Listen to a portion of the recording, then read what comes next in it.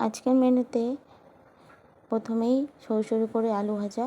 কারা এরকম সরু সরু করে আলু ভাজা খেতে ভালোবাসো অবশ্যই কমেন্ট করতে ভুলবে না।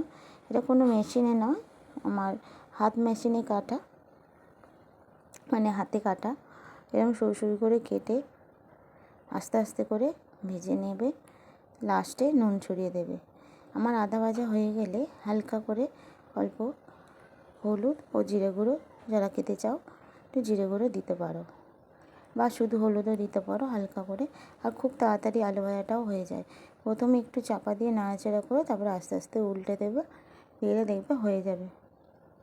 একটু চাপাতে চাপাতে করলে আস্তে আস্তে, একবার জোরে একবার আস্তে করে করে দেখবে একটু লাল লাল হবে। একটু জিরে একটু হলুদ দিয়ে দিলাম অল্প পরিমাণ, দিয়ে নাড়াচাড়া করে আর একটু জোরে দেবো, দিয়ে একটু খেলিয়ে দেবো যাতে একটু লাল লাল কড়া কড়া হয়। তারপরে মাঝখানে ফাঁকা করে দিয়ে তেল আর পোস্ত দেব। পোস্তটা একটু মুচমুচে লালচে না ভাজা হলে ভালো লাগে না, তাই লালচে ভাজার মতো হয়ে গেলে দেখো আলুর এক পিঠ লাল হয়ে গেছে। আমি আর এক পিঠ নেড়ে চেড়ে উল্টে খেলিয়ে দেবো যাতে একটু লাল লাল হয়।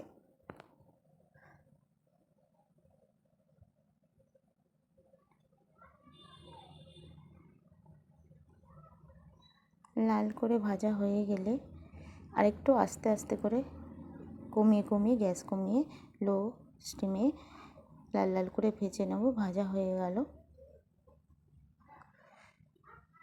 তারপর শেষে একটু নুন ছড়িয়ে দিয়ে হালকা করে যে যেমন নুন খাও ছড়িয়ে নেড়ে চেড়ে নামিয়ে নেবে। পোস্তটাও ভাজা হলো, আলুটাও লাল লাল করে ভাজা হয়ে গেল, কমপ্লিট। আজকে সকালে বৃহস্পতিবার, তাই জন্য ডাল, চিচিঙে ভাজা, পটল ভাজা, এদিকে আলু ভাজা, কমপ্লিট। তা কার কার বাড়িতে এরকম সকাল সকাল রান্না হয় অবশ্যই জানিও। ভাত তো হয়েই গেছে। আজকে রেসিপিটা কেমন লাগলো অবশ্যই কমেন্ট করতে ভুলবে না। সবাই সুস্থ থেকো, ভালো।